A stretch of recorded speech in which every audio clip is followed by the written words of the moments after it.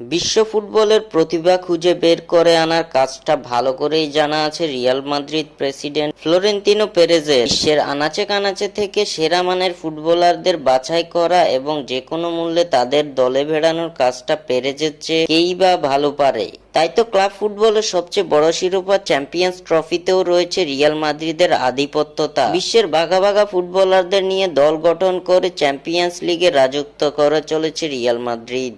বর্তমানে ফ্লোরেন্তিনো পেরেজের চোখ তরুণ তুর্কিদের দিকে, যার ধারাবাহিকতায় ব্রাজিলিয়ান তরুণ সেনসেশন এন্ড্রিক ও ফরাসি বিশ্বকাপ জয়ী তারকা কিলিয়ান এমবাপেকে দলে নিয়েছে রিয়াল মাদ্রিদ। রিয়াল মাদ্রিদে সবসময় রয়েছে ব্রাজিলিয়ানদের আধিপত্য।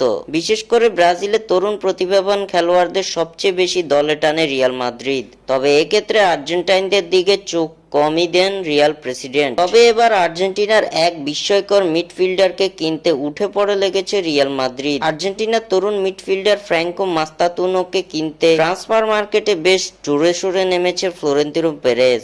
জানা গেছে রিভার প্লেটের হয়ে খেলা 16 বছর বয়সী ফ্র্যাঙ্কো মাস্তাতুনোকে দলে নেবার খুব কাছে রিয়াল মাদ্রিদ। তরুণ এই মিডফিল্ডারকে দলে ভিড়িয়ে তার প্রতিভার বিকাশ ঘটাতে রিভার প্লেটেই ধারে খেলার জন্য দিয়ে তাকে ভবিষ্যতের জন্য প্রস্তুত করতে চায় লস ব্ল্যাঙ্কোসরা। তবে এই আর্জেন্টাইন মিডফিল্ডারকে দলে ভেড়ানোর দৌড়ে আছে আরো বেশ কয়েকটি নামি দামি ক্লাব। তার মধ্যে রয়েছে PSG, Manchester City, Manchester United ও চেলসি। তবে সবার থেকে এগিয়ে আছে রিয়াল মাদ্রিদ। 25 মিলিয়ন ইউরোর বিনিময়ে মাস্তাতুনোকে চায় স্প্যানিশ জায়ান্টরা।